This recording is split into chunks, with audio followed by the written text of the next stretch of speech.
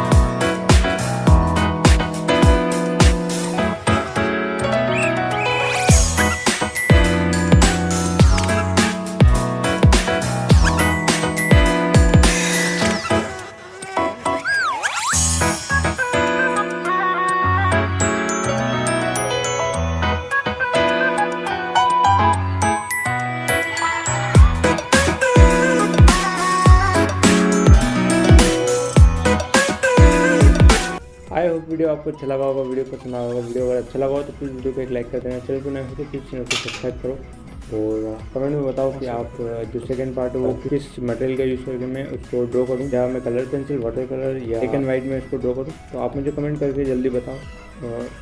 तो मुझे आप कमेंट करके बताओ कि मैं किस मटेरियल का यूज़ करके इस सेकंड पार्ट को ड्रॉ करूँ। एंड मिलते हैं नेक्स्ट वीडियो में, तब तक के लिए बाय बाय।